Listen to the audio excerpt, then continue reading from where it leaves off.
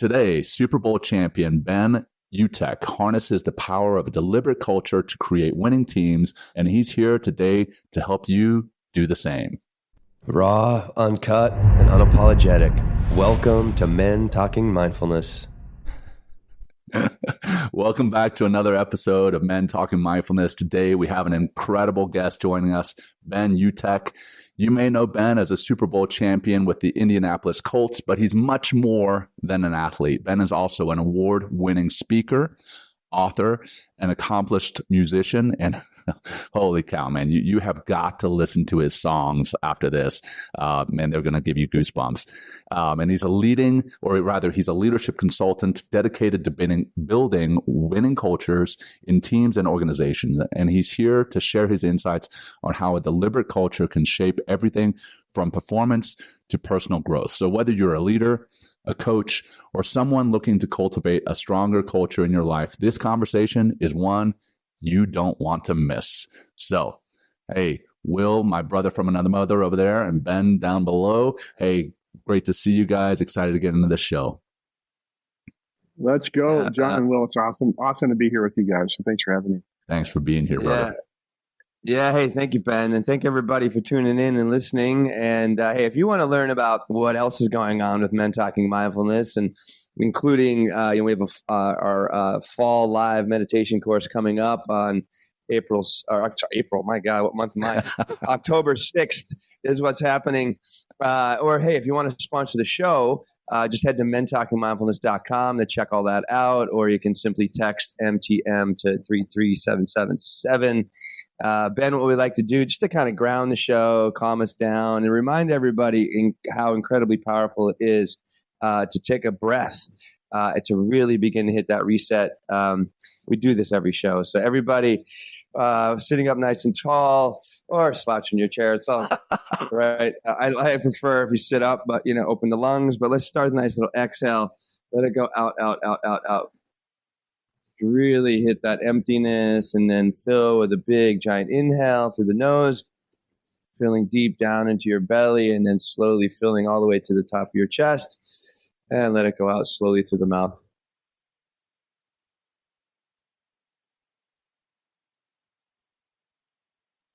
Awesome, guys. Well, hey, everybody that's listening, hey, thanks for being here. Thanks for tuning in. Thanks for sharing our podcast. Thanks for helping us grow the show, and thank you for becoming more mindful. All right, Ben, let's jump in. Again, so happy you're here.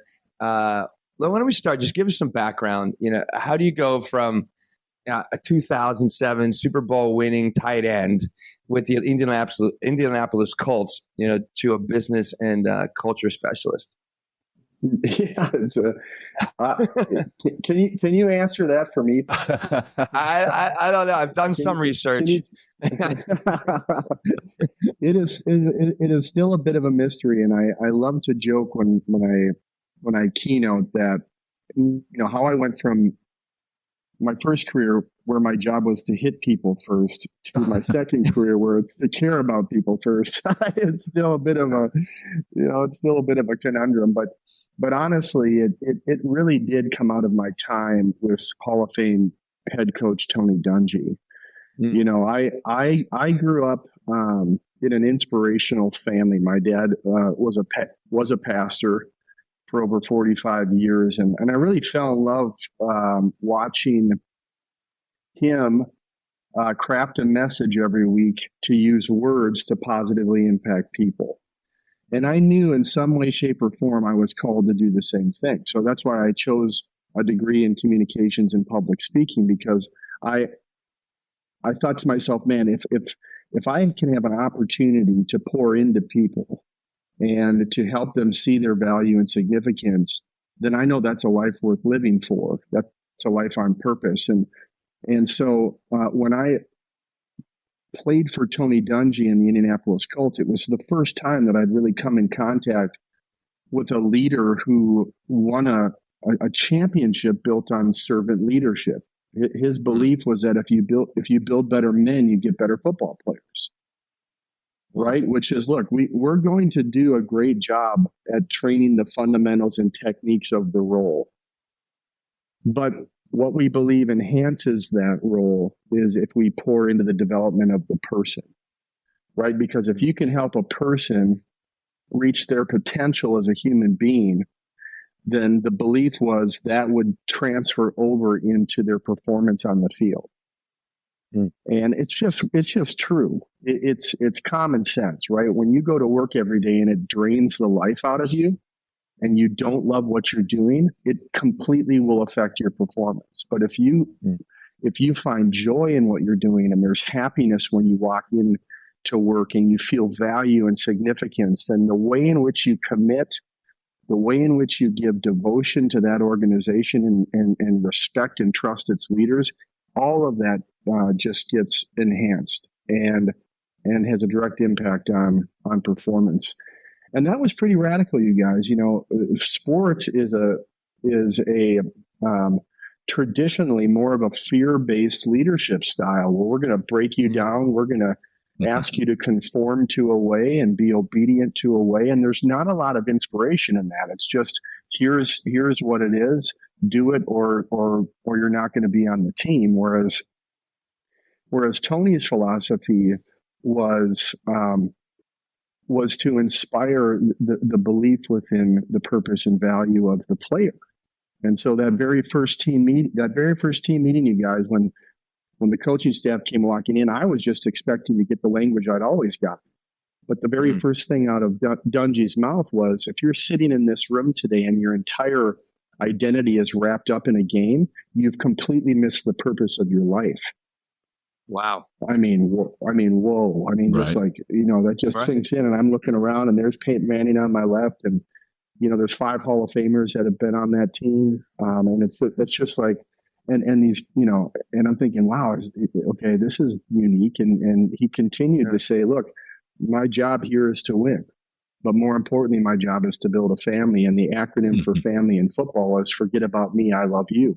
Oh my gosh, I've never heard that. Right. So the power of selflessness, the power of placing others ahead of yourself, and how does that bring cohesion and build team morale? So that's ultimately, what led to me choosing my story. And when I started speaking, it was, I have to tell people about this. I've got to tell business leaders about this because of how much crossover there is from a high performing sports teams into business. And that's where I started building the presentations and the programs, and ultimately got into, the higher levels within business, the Fortune 500, executive coaching, consulting, and then became a chief culture officer at a private equity company in Minnesota called True North, where I was able to go from being an inspirationalist to an operationalist, which is a big deal, right? It's one thing to get on stage and to motivate towards an idea. It's another thing to actually be able to take the idea, implement it, right, and distribute it and make it sustainable. And so that opportunity was huge for me as a culture executive, was to actually get my hands in the weeds on that. And that's just been an incredible journey. Right. And so I'm taking a lot of the beliefs and values that come out of a world championship NFL team and environment and applying it to business. And it really has been a profound journey. Before, go ahead, John. Yeah. Well, yeah. I love. First of all, I love that acronym. I gotta come back. Right. Forget about me. I love you. That is fantastic. Yeah. Is that a Dungyism? I mean, I've never heard that before. Or is that something just NFL wide? I think it's a football thing, because I know PJ Fleck for the Gophers uses that, and Dungy. And, I've when I've had a chance to speak to different football programs across the country, some recognize it, some don't. But I do think that it kind of has a universal application within the industry. Yeah, I love it. So, in everything that you're speaking about, we obviously use the word culture a lot, or you did, and that's what we're here to speak about. But a lot of people have a misconception of what that word means, right? They think if they throw a vision and a mission and some core values up on a board somewhere, they've established their culture. One, what do you mean by the word culture? And then truly, how do you go about establishing one? Man, what a great question. And I'll tell you, here's why that's important, John, is when you go work with an executive leadership team, and the first thing you do in the workshop is you have, let's say there's 10 leaders, and they're all around a table. My first exercise is to have every one of them write down how they define culture in their organization. And it never fails that all 10 leaders define culture differently. Right. and that's not that an opposition to the importance of diversity of thought. It's not Sure. at all. But it does create an incredible discussion around the power that exists within the alignment of your culture. And what it shows the leaders is that they are not in alignment. And that this is one of those non-negotiables that all of us have to agree on. Right. So that's where that really starts. So then how do you answer that? What is culture? It's the most talked about concept in business, but it has this kind of ethereal philosophical sphere around it that's hard to turn into an objective product. So the first step is to try to take culture from the subjective and turn it into the objective, right? You got to make it an absolute in the organization because it's the foundation of everything that the organization sits on. And so when you look at the academia, okay, when you study some of the top PhD minds within culture, one of the things that I found interesting from Dr. Edgar Schein, who some call the godfather of organizational culture, is that the definition is culture. Every culture in the world comes out of the espoused beliefs, assumptions, and artifacts of the community. What word is not in that definition? Values. Right. Values, yeah. Right. So to your point, John, every company does mission, vision, values. Right. They sit around a board table. They talk about what they believe in, what their assumptions are, what artifacts have come out of the past in order to identify the values reflective of those beliefs. But then all of the fruit that exists within the belief structures just gets set aside, and we just choose values, and then we create inspirational and aspirational statements. And so what I'm submitting is that out of academia here, out of industrial psychology, the foundation of culture is belief. And so we need to really understand how powerful that truth and that concept is, because when you can take the beliefs and turn them into a strategy, and out of the strategy build practicable systems that actually can develop people towards the culture, now you've got a better opportunity to develop the behaviors in your people that are reflective of the values you've chosen that symbolize the beliefs. Right. Whoa. And that's really what, it's really where it begins, right? I think my head just exploded. Yeah. Well, I mean, why? Can you just break down for us, like, why is belief more powerful than just ascribing to or speaking to values? What is it like? I guess does it hit us differently in the human heart, but being in some way, or does it have? 100%. Okay. Yep. So, for example, how is a movement created? When you think about the greatest movements that the world has ever seen that have been sustainable over time. So, for example, I've heard this argued before by a non-religious group that Jesus is the greatest franchise CEO the world's ever seen. So remove religion from it for a moment and just look at him. Look at Jesus as a business figure. And it's a guy who took a belief system and taught it to 12 and then developed them into managers or leaders within the organization that could then go out and train.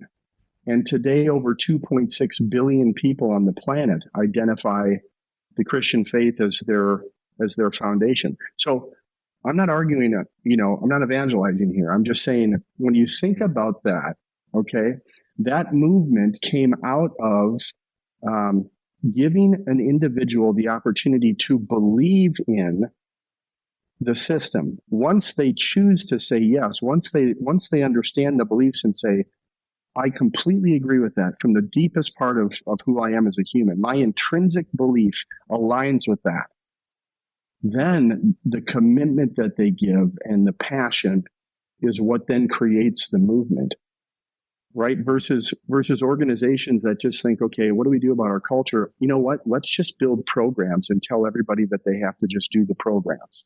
Right. Well, where is the inspiration towards the foundational beliefs that makes the program meaningful?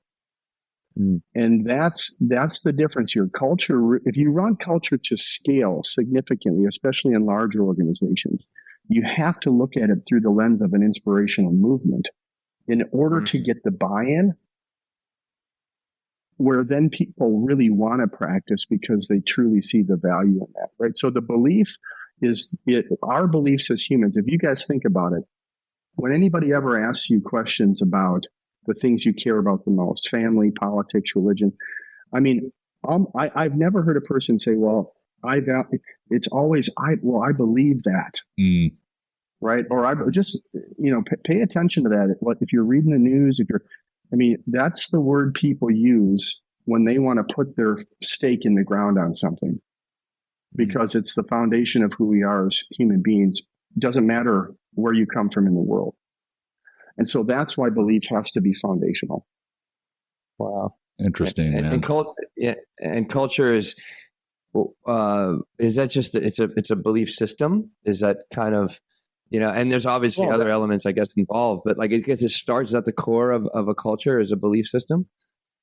Yeah. I mean, that's ultimately what I'm, I guess you might call it a little disruptive, because what I'm doing is I'm coming into organizations and saying that mission, vision, values is not good enough. Mm-hmm. Right. And so what I've been able to do in a handful of companies is take their mission, vision, values and turn that into what I trademarked as the culture creed. And a creed is defined as a set of beliefs that guide the behaviors and actions of people. And so we've taken, for example, True North, we took our 8 core values, and for each of those values, I went in and created a culture onboarding and educational training platform. Damn. And so we took the value of integrity, and what I then did is surveyed the entire leadership, understand it deeply what they believed about integrity, why, the Simon Sinek, the power of why do they believe integrity matters in the workplace, and then most importantly, guys, how is the secret sauce? How do they believe integrity should be behaved or practiced in the organization? And once we understand all that, now we're able to take one value word, integrity, and we're able to build out an entire training manual on the what, why, and how of the value of integrity. And then that becomes applied early on in the talent acquisition process, and then continues into the existing employee base as an opportunity to always learn and develop ourselves back towards the values and beliefs of the organization. Man, have you read Dan Coyle's book, The Culture Code? I have not. I've heard about it though. Oh, it's fantastic, man. It's fantastic. Awesome. Well, just in what I'm hearing you say, I think you need to write a culture book. I know we're going to get into your book here in a little bit later. I just finished it. Did you?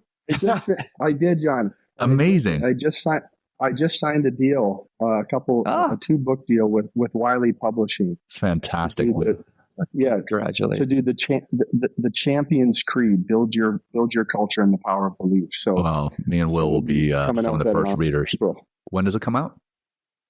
It should be in April. April, right on, man. Well, Will and I will definitely be picking that up, and maybe we'll have to have you back just to talk a little bit more in detail about that book. But it sounds like you're covering a lot of it here, and it's fantastic. Well, I want to come to the Culture Code, Daniel Coyle's book. It's one of my favorite culture books. And whenever I'm doing some leadership or management consulting, I refer to that one quite often. And in that book, he talks about the importance of creating safety, sharing vulnerability, and then establishing purpose as the core components of building that strong culture. Have you seen these principles in your experience, both on a championship winning team and in your work outside of sports?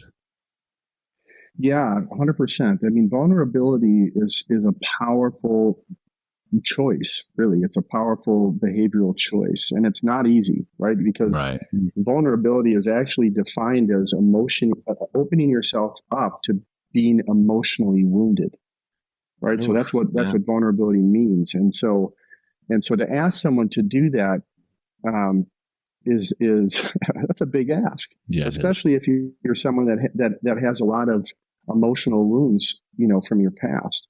But it is important, and that's why understanding, individual behavioral data with your team members is really important, right? Assessment data I advocate for that in businesses, because that will help you understand whether a person's behavioral profile is one that is naturally vulnerable, or is one that would typically be more challenging to extract that. And those are really important things for leaders to understand, because you can't just go into a culture and demand vulnerability. Right. You have to you have to inspire it, and that's only going to come out of trust. Right. And that's a critical thing. But to your point, I always say as a speaker that vulnerability equals connectivity. So if you're willing to be vulnerable, you open up the doorway to connect more with people, to bring them into your life is to allow them to appreciate where you've come from. Right. And when you begin to appreciate people more, you value them more, you care about them more, you empathize with them more, and you're willing to do more for them in a time of need. And if that's not important in business, then, I don't know what is. You don't know what is, because you spend most of your most of our lives working. Right. And so you really need people from that perspective. Yeah. And you kind of, I lost my train of thought. I'm sorry. But, so you kind of tapped, you kind of touched on, why this is important to adopt a deliberate culture instead of, or a chosen culture, you say, instead of a default. But also, like, if there's anything you need to clean up there or add there, please do. And then also, what are the results that you've seen by deliberately adopting into these companies you work with a chosen culture? Like, what is the change? What are the changes been? Well, you used a word there, Will, which is important, and that was default, right? So, every culture, you will have a culture by design or default every single time.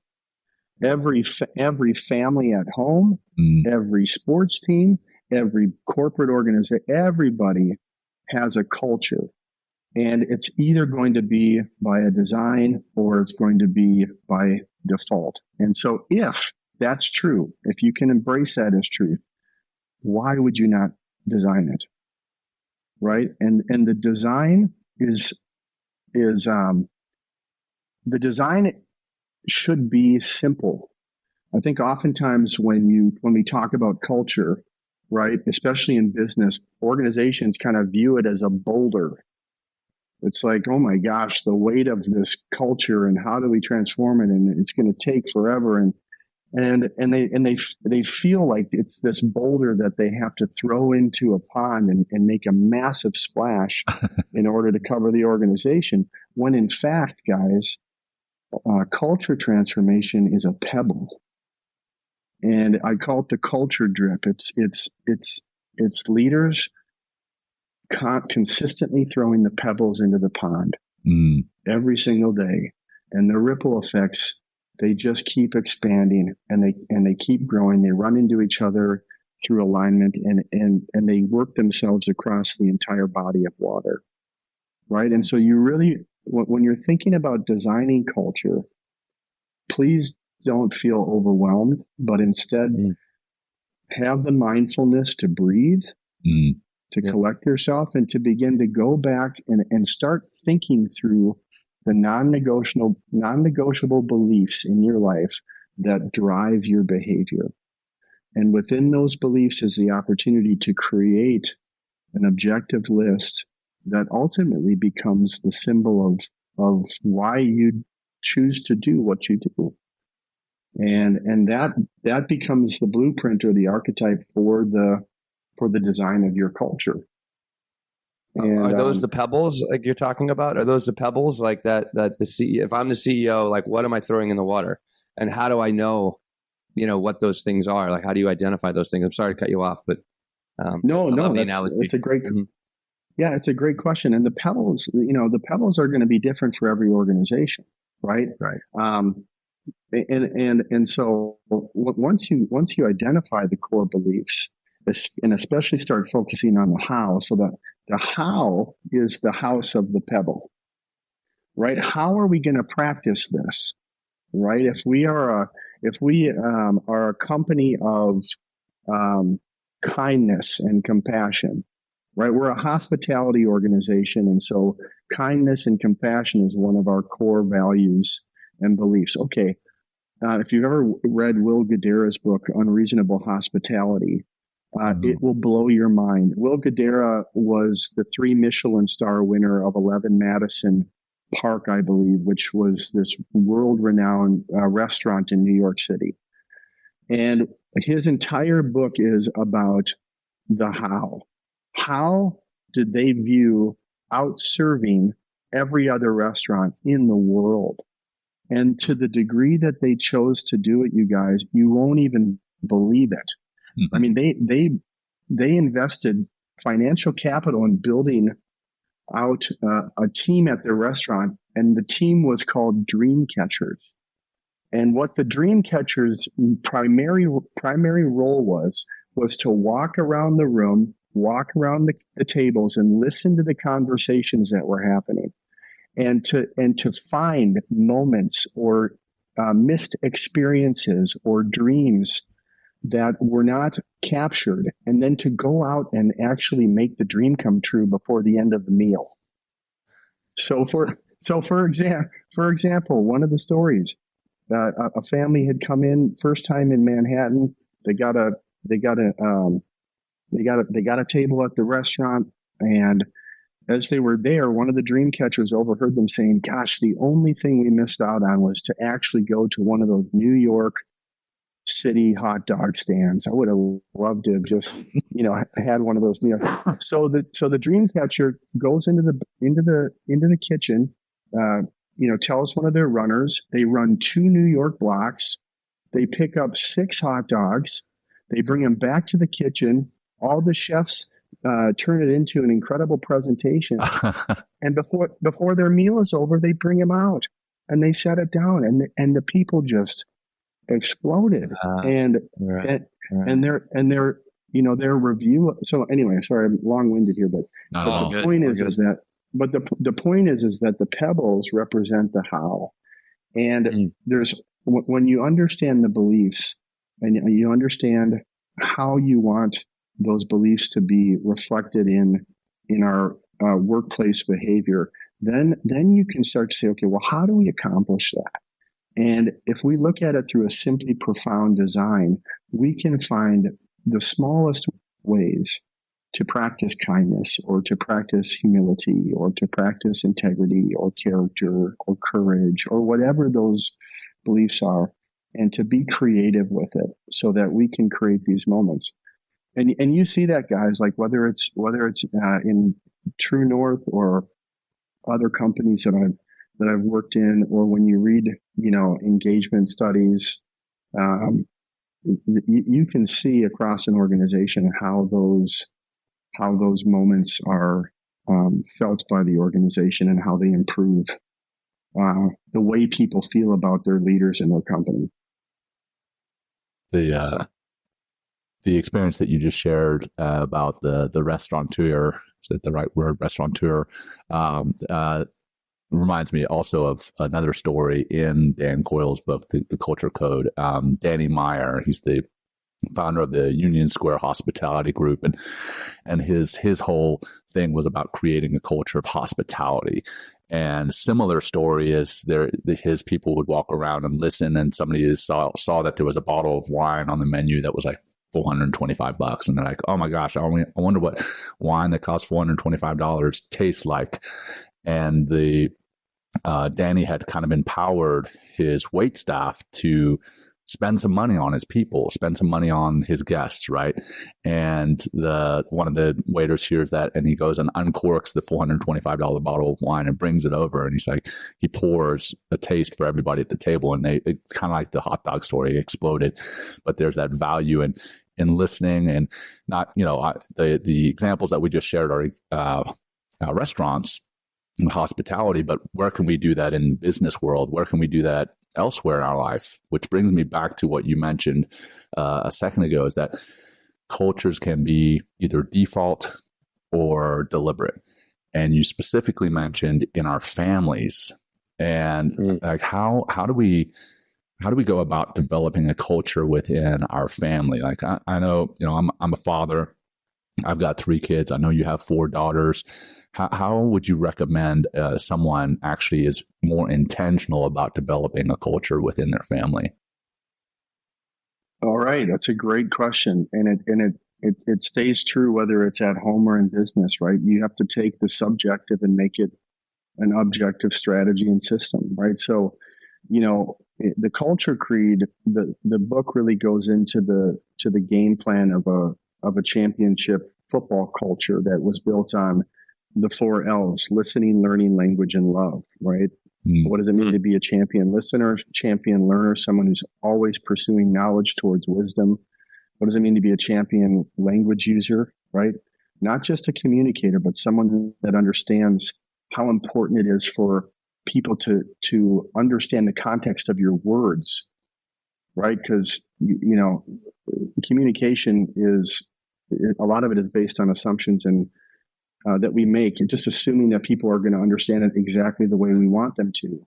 But we can't. Do you have an example, Ben? Do you have an example? Maybe that'd be helpful in that language, because that could be helpful for us. I'm sorry to cut you off again, but yeah. So that's one of my favorite sections in my presentation is bringing people into the world of Manning, right? I call it the language of Manning. The Manning, Peyton Manning. But it's funny because Tolkien, when he created Lord of the Rings, and I don't know if you guys have ever read this, but he actually created the Elfish language. Like, oh yeah, I heard that language that they're speaking in the movie is actually 100% grammatically correct. Like, he built a language. That's insane, right? With all okay, so that's what Peyton did with his Audible system.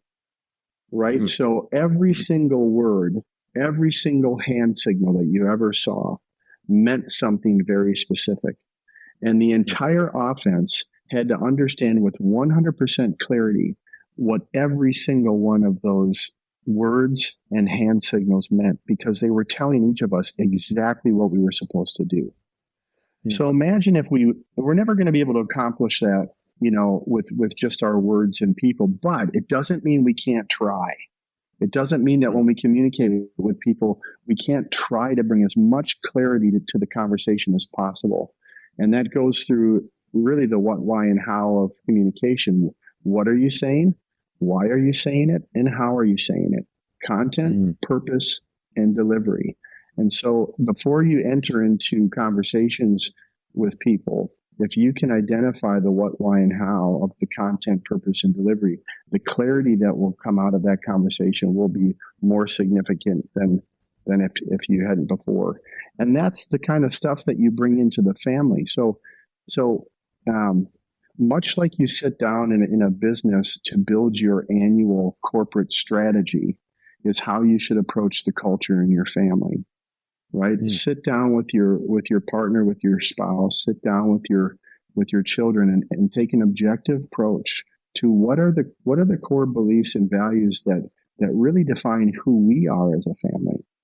And then based upon the choices you make, what are some systems that we can put in place, right? What are some ways in which we can practice this consistently, right? So, for example, in my family, it could be as simply profound as every time we sit down for dinner as a family, we go around the table and ask, what were your highs and lows of the day? And it's so simple. Yep. But it's an objective system in order to allow for communication, in order to allow for listening, in order to allow for learning. And it's an act of love towards our children to give them the stage of speech, to give them the opportunity to share and to be vulnerable, like you guys talked about. So it's just little minor things that become a part of an objective approach to practicing what your core family beliefs are and what you truly value as a family. And that can have a huge, my favorite acronym for system, John, by the way, because I know you like acronyms. Favorite acronym for system is save yourself time, energy, and money. Save yourself time, energy. Oh yeah. Yeah. I've heard that one before. Trying to think I've heard it before, but that's a fantastic one, man.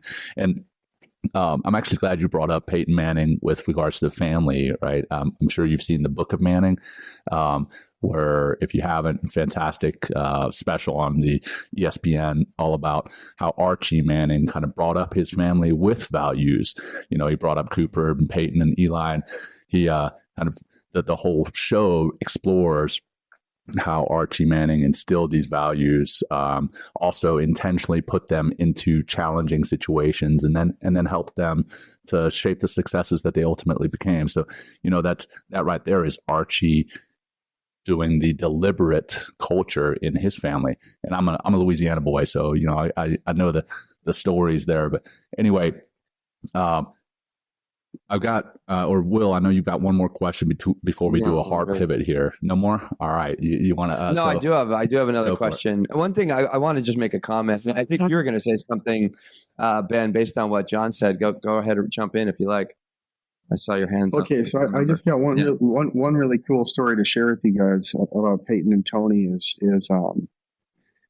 so the story goes that, you know, Dungy brought in this whole family culture in Indianapolis, and part of that was that at home games when we were practicing on Saturdays, where we were, you know, just wearing jerseys, that it was a family day, and so players could bring their families, their kids, you know, to the practice, and so, you know, Peyton is, you know, getting ready to try and, you know, do some work, because, you know, nobody out prepares Peyton Manning, and this is before he had a family, and he's getting really frustrated because he's looking out to his left, and his number one receiver, Marvin Harrison, now in the Hall of Fame, can't run the route because his kid's hanging all over his leg, and you know, so the story goes like Peyton sets a meeting up with Tony to really share his thoughts on this, because Peyton was all business, man. I mean, he takes his job seriously. And so he had this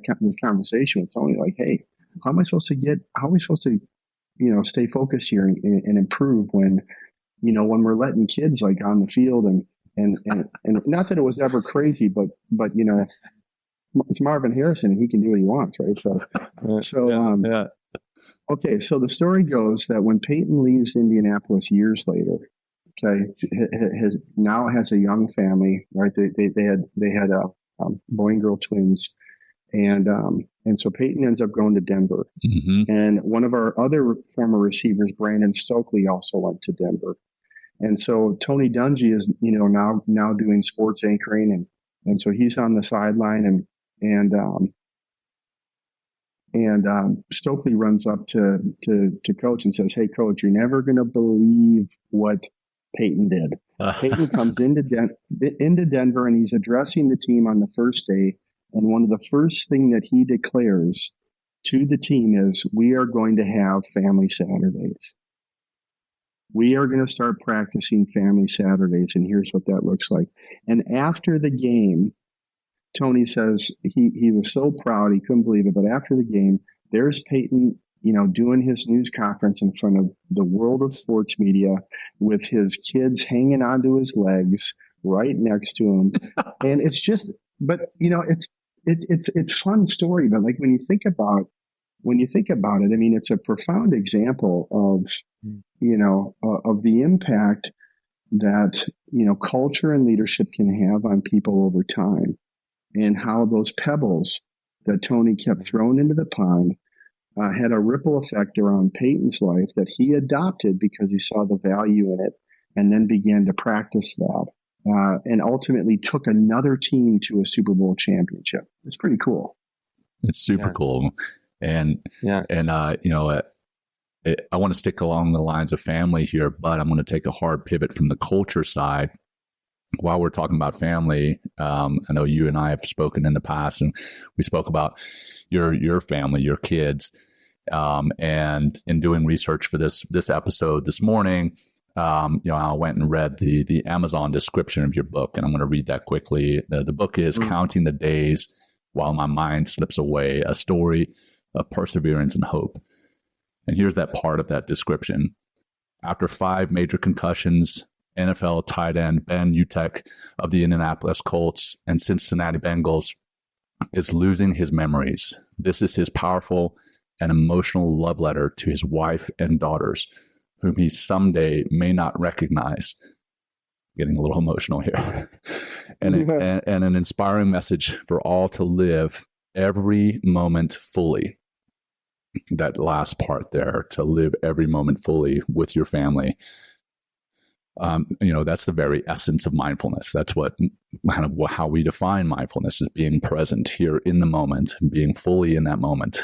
And I wanted to ask you, can you please talk about how these 5 concussions, as they may be changing your life in one way for the worse, have you actually seen any ways that they've changed your life for the better? Oh man, well, that's a great question, John. Great question. And when I did my TED talk on concussions, we called it "What has relevance if you can't remember it?" Right? Yeah. And I watched that TED talk. Yeah. I did you? Yeah. So the idea that our memory is really all that we have that makes us relevant to the world and relevant to the people around us. And if you start to lose those, then you lose the relevance of the most meaningful aspects of your life, right? So the idea was, and I remember watching the Dead Poets Society, and that moment when Robin Williams comes behind the boys and he whispers, "Carpe diem, seize the day, boys, make your lives extraordinary." And I thought, gosh, how many, I love that, and I've always been emotionally moved by that. But how many moments exist within a day? Right. So I looked up the Latin for seize the moment, and it was carpe tempore, right? Seize every moment of every day. Right. And you just think, wow, how you can take a day and just focus it even more.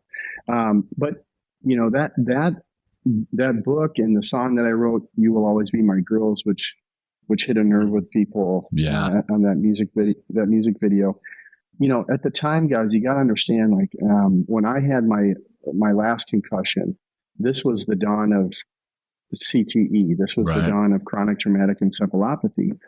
And the way everything was being marketed to the world was that if you play football, you're going to have brain disease, and you're going to start losing your memory. So all that fear was what a lot of us as players were experiencing. And because the last 2 concussions I had a diagnosis of amnesia on my 4th, and I did start having these issues with my cognitive abilities, with my short and long term memory, and so listening to and learning about CTE and experiencing memory loss, man, it was overwhelming. It was like, oh my gosh, like, what is it going to be if I'm in my 50s and 60s and I start to lose what I remember about the people I love the most? And so that was what the book was written about, was to just be vulnerable about the realities of that injury connected to contact sports, and and how that process really raised the bar for me as a husband and a father and as a man to seize every moment, right? Because I just have no idea when it's going to be my last. And so the miracle in that is during the process, I got involved with a brain training company, and I spent about 4 months in an intensive cognitive, training program. And my short and long-term memory, according to the neuropsychological exam, went from the 12th and 17% to the 78th and 98%. Wow. And it was That's awesome. life-changing. Like my wife would tell you, like, she got her husband back. And so, it sometimes it's tough talking about the book because I'm doing so well now. And people, when they see the book, they expect to come in contact with a vegetable, somebody that really struggles cognitively. But I was very proactive about it, and really have, I feel, put myself in really the best cognitive health that I've been in today because I trained and exercised my brain like I did my body in the weight room. And that's something that's awesome. Sustainable. That's going to help you over time. Yep. So the brain, the neural pathways, right? Those are the pathways that energy flows on, right? So when we have a thought and when we're telling our body to move, it's all traveling on neural pathways. Neural pathways, as I've been taught by my neurologist friends, don't have apathy like a muscle does. Right. So when you stop working out a muscle, you can notice a change within just 2 weeks. But with a neural pathway, it's much more sustainable. Now, as we age, obviously, that functioning decreases over time, but not to the degree that, let's say, your muscles do or your lungs do when you stop running or when you stop training. So, yes, it does. It does. There is some longevity to it, Will. Oh, good. And so that must give you some hope, I guess. A lot of hope. I imagine. Yeah. Hell yeah.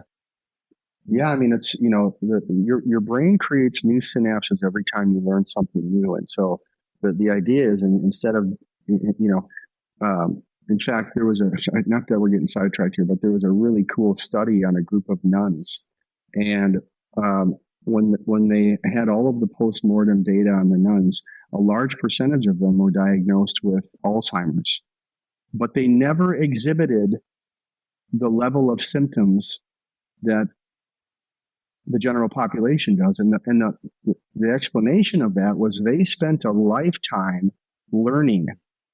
They weren't, right, and meditating and mindfulness techniques. They weren't watching TV, right? They weren't on smartphones. They literally every day were praying, meditating, breathing, reading, and they spent a lifetime developing more synapses that the brain disease would have to attack. And because of that, they handled the diagnosis differently than other people. So I thought that, so yes, there's hope. It's good to know. That's awesome. Good to know. And I have to just explain why I was smiling in a couple of seemingly inappropriate parts of your talking. So I've just moved my office home, and one of my young girls and my wife just walked in, and I can hear them making some noise in the background, and it just makes me smile. Living fully in that moment. So if you hear my little daughter and my wife in the background, that's what that is. But I just want to, read a few lines from your song, Where You Will Always Be My Girls, that, really resonated with us. Will and I both got an opportunity to listen. And again, I've got two little girls and a little boy in the middle. And then we'll start to come back to the topic that we started with. But in your song, it says, "I'm here counting the days while my mind is slipping away. I'll hold on as long as I can to you. I may not remember your name or the smell of the cool summer rain. Everything and nothing has changed. Nothing has changed, and I will remember your smile and your laughter. long ever after this moment is gone, you will always be my girls. And brother, man, that's like torn me apart. Just like that's me reading it, but then listening to you sing it, I can't recommend it highly enough to our listeners. Check that out, man. And if there's ever a song that's going to make you live in the moment with your family, that's it right there. So just had to share that with our audience. No question there so much, but just a comment though. So thank you for writing that, man, and being so open and vulnerable, like we were talking about before.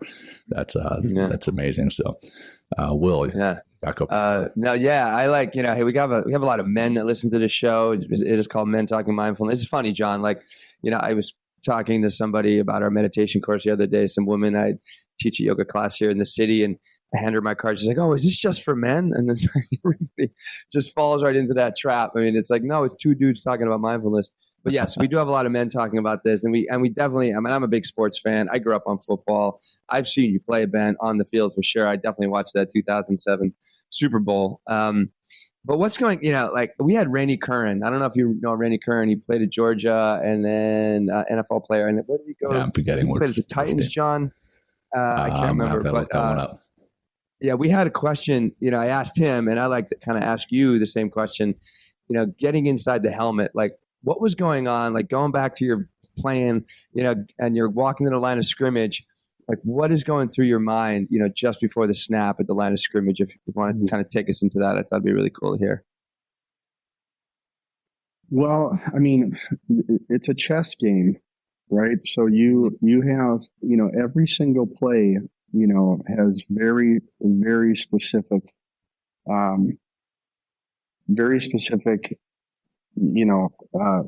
responsibilities that you have to accomplish. And so it's really critical for you to understand defenses and for you to really pay attention to your center and who he's calling as the Mike linebacker, and then how that specific call then identifies everybody on one side of that player, which then creates the kind of the map of what you have to, of the decisions that you have to make to be successful in the play, right? And so, because you practice it so many times, it really becomes just something that you just don't think about. You're just naturally doing that. So because we ran a no huddle offense, we spent a lot of time at the line of scrimmage, right? So instead of teams that are going back and spending 10 seconds into a huddle and then coming up, we would just go right to the line of scrimmage, and we would be just surveying and analyzing the defense as Peyton comes and begins to give us his description, and then immediately it goes into our levels of communication and our identifying, specific players, and then everybody making their calls at the line of scrimmage, to make sure we're all on the same page of how we perform this scheme, correctly, right? And then, you have, milliseconds, to make those decisions after the snap of the ball because everybody's moving so fast. And so that's when all of the work spent on the techniques and fundamentals, right? Those countless hours of stepping in the perfect location on this specific blocking play because it is going to give you the best leverage that you can have on that player. That's when all of that stuff is so radically important, because that technique is what kicks in the snap of the ball and allows you to have the best potential to block these unhuman beings that are across from you, because they are. I mean, I don't know how to explain it when you're going up against, some of these guys that are just, defensive ends that are 290 pounds, 6'6", and they run, 4.6 40. It's just like, but you learn that if you can leverage the man, you can leverage the play. It's not like you have to put that guy in the dirt. All you have to do is be able to get the right leverage on him for about a second and a half while that running back hits the gap. Right. And so that's why it doesn't always look pretty. It a lot of times it's an epic battle, where you don't really overcome the person. You're just trying to get in the way, in the way of that person understanding the gap that the running back is going to go through. Wow. No, thank you for sharing that. A couple more things before we wrap. Really quick. Rennie did play for the Titans. You're right. And then he wrapped it up with the Bucks. Okay. So good memory. Okay. Brother. Yeah, he was a Butkus Award winner. He was a linebacker. You might have lined up or not across from him, and you're no small man yourself there, Ben. You're 6'7", which is you're a mountain of a man. Tall. My God. Yeah, you get tall, and Will and I are 6'3", Will, and I'm 6'2", and I thought we were tall, but yikes, 6'7". Well, let's just you guys are above average. We're above average. Yeah, right. That's right. Yeah, and you're a giant. My God, I just want to circle back just to culture for a moment, and because we talked about bringing a culture in, like a deliberate culture adaptation. What do you do, to achieve, maximum buy-in with this new belief system that's coming, and then distributed through the culture? And what happens when you have, a bad apple or two that aren't really buying in? How do you work around that or work with it? That's a tough one. Will, because you have to kind of be faced with some organizational realities. And that is anytime you draw the line in the sand on anything, you first create division before you can experience unity, right? So if a company decides to go that route where they're going to make their culture objective and turn it into a system that has expectations, what will happen is you'll create communities, and those that there's going to be that community that says, my gosh, yes, this is what I've been waiting for. Right. And then you're going to have those that are like, oh man, this is going into a direction. I'm not sure if this is something that I want. And that does create a kind of a culture, sieve or a filtration system where, you most likely will lose some talent, and you have to be willing to do that. Right. Because the next step, and this is where assessments can be so beneficial, is when you then bring your culture into your hiring practices, then part of your goal is to hire new talent that not only fits the role, not only do they have the skills and competencies for a position, but they also share a culture alignment on your non-negotiables. And then over time, those people that chose that this is not the culture that they want to be a part of are replaced with those that really say, yes, this is a culture that I've been waiting for. And once you can establish that, let's go. Now you're in the tunnel ready to take the field, and it's a really strong team. So thank you. I love that analogy, man. Wrapping it back up to football, we're circling back to football then. Hey, so Ben, so far this has been an awesome show. We really appreciate it. What have we not talked about today that you want to make sure our community hears from you? Man, I think we've covered a lot of it. I guess I would just say, if there's any business owners or executives listening, the business in general, some industries more than others, but business in general is a transactional. It's a transactional entity, and you're right, because we have to, our quarterly P&L sheets are really, we feel like they're really the only thing that matters, because if they're not going well, then it's the company's not going well, and that's incredibly valuable.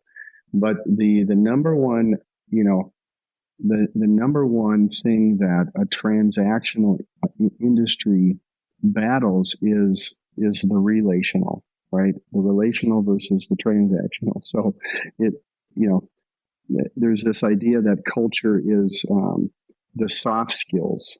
I mean, I'm sure you guys have even heard that, right? The soft skills. Right. I hate that. I just hate it because you're calling your most important asset, your human capital, you're calling them the soft skills, when I really believe that that they're the hardest skills that are the most meaningful in an organization. And so, just start to and start to look at how that applies to your personal life as well. Should there be a difference for how we treat our family members and love on our family members and respect our family members versus how we treat people in the workplace just because it's, transactional? It doesn't mean that you shouldn't hold people accountable, that people don't have to meet their key performance indicators. But the way in which we relate to those individuals is where the magic happens, and Dungy was great at it, right? His style, he had the ability to correct you, coach you, hold you accountable, and at the same time make you feel like he believed in you. And right. and that's part of the secret sauce in that guy. So it's I would say that is, for business owners and leaders to really begin to think around the importance that their human capital ultimately plays in the foundation of their culture and how it will impact financial success and performance. Right. How the culture eventually does affect that P&L. And I forget who says it, but there's a saying that culture will eat strategy for breakfast. And I fully believe in that. So, all right, Ben, what about ways for people to find you, man, after they've heard this and they want to find out more about what it is you're doing, find out about your books, your music, everything else that you're involved in? What's the best way for them to find out about you? Super active on LinkedIn. I'm pretty responsive to most people. So please reach out to me, at Ben Utech on LinkedIn. Also do some stuff on Instagram. Those are kind of the two places I spend most of my time. And so you can get connected to me that way. Right on. And you have a book coming out in April. So congrats on that again. Yeah, that's Thanks, awesome. Man. I'm excited about it. Yeah. We'll make sure we lift that up. But go ahead. Sorry. Yeah. No, I was just, it really takes a lot of what we talked about today and gets a lot more into the details. I mean, I've got an entire chapter in there that really will empower any organization to build their own culture creed or the power of practice. We touched a little bit on how that's like the key differentiator, but what does that actually look like when you actually look at the data that comes out of practice and performance in sports in the NFL versus human development training and performance in the job place. And that's one of the big differences between sports and business is, for every 280 hours of practice per player is 1 hour of performance. Wow. But for every 1 hour of human development practice in business, we're working, 29 to 30 hours. And so how will culture change if you as a company even took 1 hour to 3 hours, a week? It's like, how can we understand the importance of practice when it comes to human development? And it's essential. So anyway, I'm excited. Yeah, I'm excited. And we got a lot thank you. Yeah, I mean, and it's like, well, that's what mindfulness is all about. I mean, it's all about, it only takes place through practice. And, what you're speaking of, what you're helping organizations do, and also what your book is speaking to is like the importance of putting things into practice in order for them to get in your head, in order for them, for you to take action, based on those practices. And that's great. I mean, one thing I really enjoyed what you talked about today is the importance of action, taking action. It's not just living in the idea or the feeling of integrity or whatever value you might be espousing within an organization, but taking action based on that, and also being vulnerable to take the necessary action in order to model what needs to be done in order to kind of lead your organization in that way. And it's that's what that's so many of the things that we hear on the show is like, we kind of get, a lot of people get lost in analysis and paralysis and, and not really taking or having the willingness to take the necessary action in order to make things really happen in an organization. So thanks for bringing that to us today for sure. Of course. No problem. Yeah, 100%, brother. Well, like we kick this show off, we like to wrap it up with a grounding practice, just to kind of bookend the show. But before we do that, hey, Ben, I again want to thank you, and I want to thank our audience, our community for tuning in today. And we hope that you enjoyed this show. We know that you will have, and we hope that you will share this with your friends, family, and whoever else needs to hear it, whoever needs to improve their culture, because Ben gave us some gold today. So, Ben, thank you so much. And that said, I'll wrap it up with just a couple of breaths, and then we'll say goodbye. So, hey, everyone listening, and for the three of us here, let's just get comfortable, whatever that looks like, whatever that feels like for you. And let's just bring our attention to our breath for a few breaths together. Let's begin by exhaling, emptying our lungs. And now let's take a long, slow, deep breath in, holding at the top, noticing what that fullness feels like, and letting it go, letting it go, letting it go, feeling that relaxation coming in, holding empty at the bottom. Another long, slow, deep breath in, holding at the top, and letting it go, relaxing, releasing, relaxing, and holding empty at the bottom. And one final long, slow, deep breath in, holding full at the top, and releasing. And as you release that, bring some movement back into your body, maybe rolling your shoulders, moving your head around, and open up your eyes if they were closed. Yeah, I think we lost him. He said bye.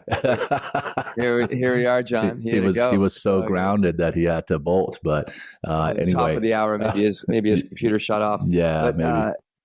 Hey, everybody! Thanks for listening. It was great to have Ben today. Hey, let us know how we can help you, and maybe a topic that you would like to hear. Send us a message on our social media at mentalkingmindfulness.com on Instagram. And that's a wrap, John. Always great to see you. We have our meditation course October 6th. If you're still listening, join mentalkingmindfulness.com to find that information. And thanks, everybody, for listening. Great to see you, John. Till next time. Great to see you, brother. Take care. Peace. Peace, everybody.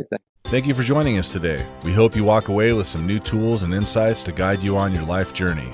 New episodes are being published every week, so please join us again for some meaningful discussion. For more information, please check out mentalkingmindfulness.com.